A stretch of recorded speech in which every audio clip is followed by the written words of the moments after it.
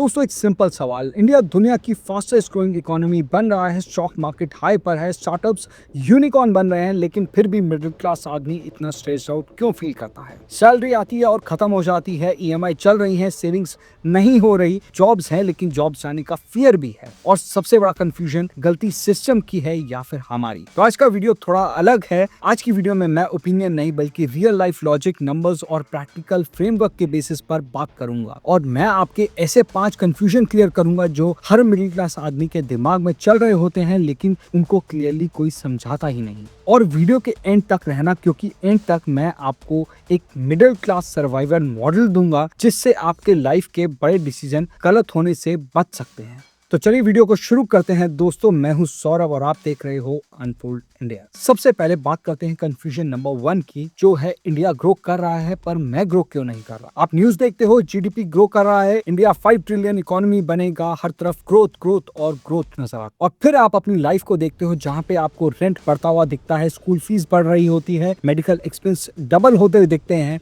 और ग्रोसरी भी महंगी होती दिख रही होती है। तो नेचुरल सवाल ये है कि मेरी लाइफ में ग्रोथ फील क्यों नहीं हो रही। अब अगर हम रियलिटी की बात करें तो जीडीपी का मतलब होता है देश कितना कमा रहा है, ना कि आप कितना कमा रहे हो। आप इसको एक पिज्जा के एग्जांपल से समझो। जीडीपी जो है वो फुल साइज पिज्जा है और आपकी सैलरी उस पिज्जा का एक छोटा सा स्लाइस है। और प्रॉब्लम क्या है, पिज्जा तो बड़ा हो रहा है लेकिन स्लाइस जो है वो सबको बराबर नहीं मिल रहा। इंडिया में आज के टाइम पे 2 तरह के लोग होते हैं। एक वो लोग जो एसेट वाले लोग होते हैं, यानी कि जिनके पास प्रॉपर्टी है, स्टॉक्स है और बिजनेस। दूसरे होते हैं सैलरी वाले लोग जो कि जॉब इनकम पर डिपेंडेंट होते हैं। और सच थोड़ा सा अनकंफर्टेबल है, एसेट वाले लोग तो फास्ट ग्रो करते हैं लेकिन सैलरी वाले लोग कम ग्रो करते हैं, यानी कि उनकी ग्रोथ स्लो होती है। और एक रूल याद रखना, सिर्फ सैलरी से ग्रोथ स्लो होगी, एसेट से ग्रोथ एक्सीलरेट होगी। अब बात करते हैं दोस्तों कंफ्यूजन नंबर 2 की, जिसमें हम बात करेंगे कि प्राइवेट जॉब्स में 40 के बाद असल में होता क्या है।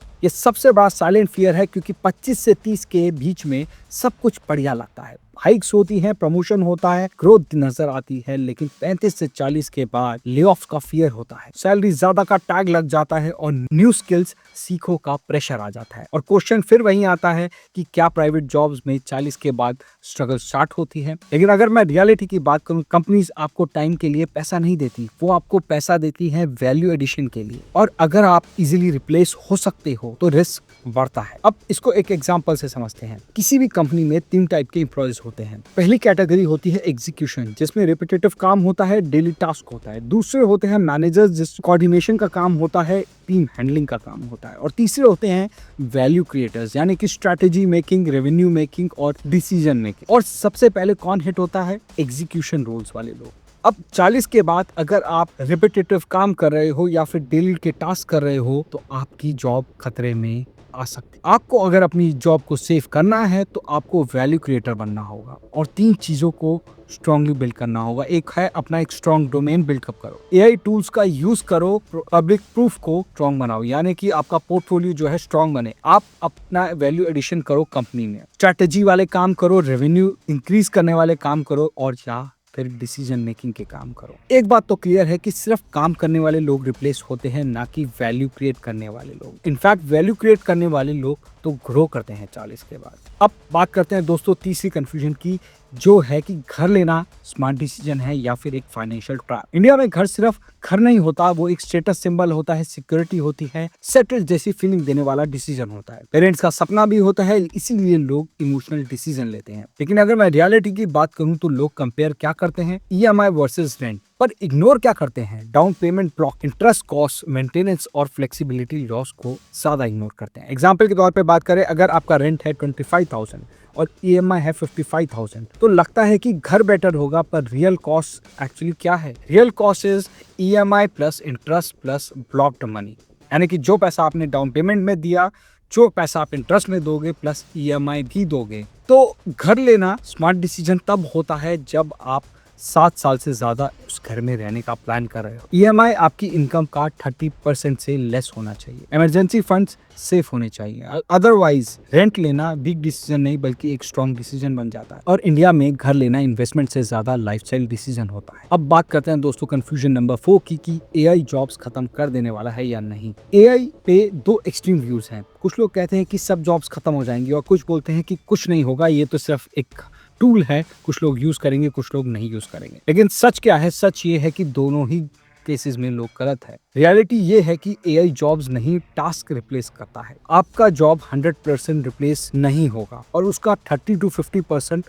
ऑटोमेट हो सकता है। अब जॉब जाने वाली बात की अगर बात करें तो हाई रिस्क जॉब कौन सी है? डेटा एंट्री वाली जॉब्स, बेसिक कंटेंट वाली और रिपीटेटिव रिपोर्ट्स वाली जॉब्स हाई रिस्क पर है, जिनको एआई पूरी तरह खत्म कर सकता है। दूसरी लो रिस्क वाली जॉब की अगर मैं बात करूं तो leadership role, negotiation role, decision making roles और फील्ड वर्क, इनमें एआई बिल्कुल भी इंपैक्ट नहीं करेगा। इनफैक्ट अगर आप एआई का यूज करते हैं तो इस फील्ड में आप और ज्यादा ग्रो कर सकते हैं और बहुत जल्दी ग्रो कर सकते हैं। तो एआई आपकी जॉब्स नहीं लेगा, एआई यूज करने वाले लोग आपकी जॉब ले सकते हैं। अब बात करते हैं दोस्तों कंफ्यूजन नंबर 5 की, जिसमें हम बात करेंगे कि मिडिल क्लास आदमी की सबसे बड़ी गलती क्या होती है। मिडिल क्लास आदमी हार्ड वर्किंग होता है पर एक मिस्टेक बार बार करता है। डिसीजन जो है वो इमोशन और सोसाइटी के प्रेशर से लेता है। और कुछ कॉमन मिस्टेक्स हैं जो हर कोई करता है, जैसे ईएमआई लाइफस्टाइल, यानी कि कार लोन पे ले लेना, फोन ईएमआई पर ले लेना, कोई इमरजेंसी फंड्स का ना होना, स्किल्स पर कम इन्वेस्ट करना और टैक्स फ्रस्ट्रेशन पे बोलना बट कोई फाइनेंशियल प्लानिंग ना करना।